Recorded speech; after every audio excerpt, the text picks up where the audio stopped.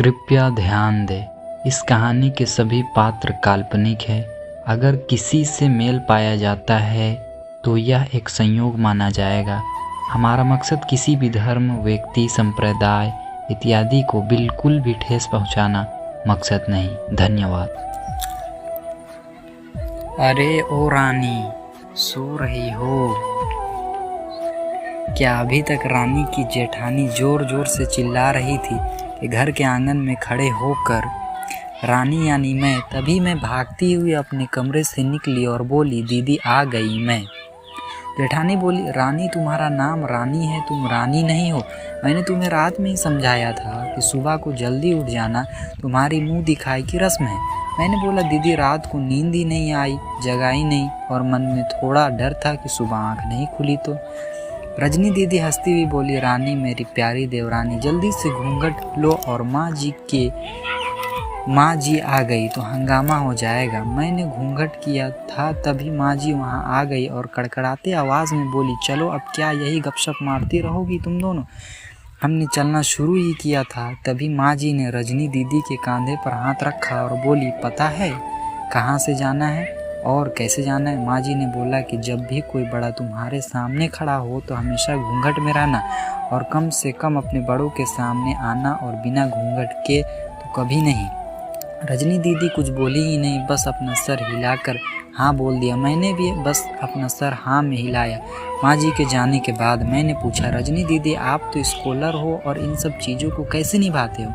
रजनी दीदी मुस्कुराई और बोली कि मैं थारे जेठ से बहुत प्यार करती हूँ, इसलिए अभी तक चुपचाप सब चीज़ें निभा रही हूँ। मैं कुछ नहीं बोली और चुपचाप रजनी दीदी के साथ घर के बाहर वाले कमरे में जाकर बैठ गई। वहाँ पर एक पड़ोस की आंटी जी बैठी थी। वो बोली कि ये कैसी बहू आ गई है, ससुर जी सामने खड़े हैं और ये यहाँ बैठी है।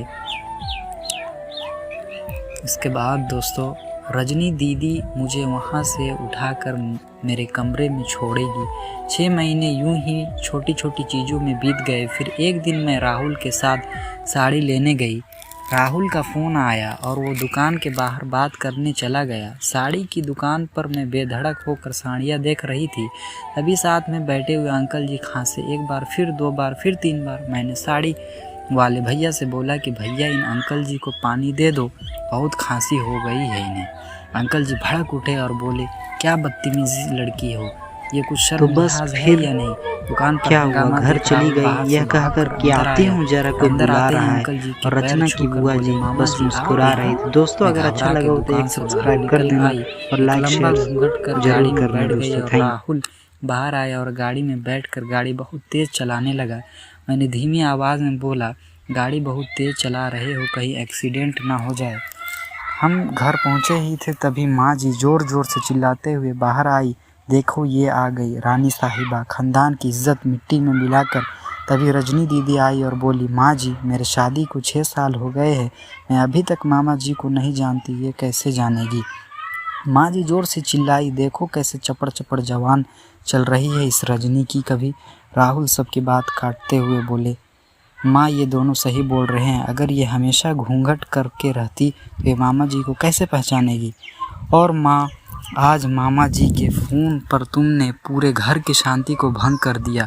ये वो है समाज जिसने सीता मैया पर भी उंगली उठाई थी। पिताजी और जेठ जी भी अपना पक्ष राहुल के साथ ही रखा।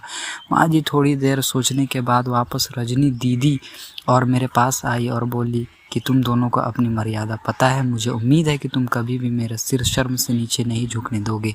हम एक ही परिवार के हैं, हमें हमेशा साथ रहना है, अच्छा वक्त हो या बुरा वक्त, हर सदस्य को अपनी मर्यादा पता है। माँ जी ने मुझे और रजनी दीदी को गले लगा लिया। यही थी दोस्तों आज की स्टोरी। अच्छा लगा हो तो एक लाइक सब्सक्राइब ज़रूर करें।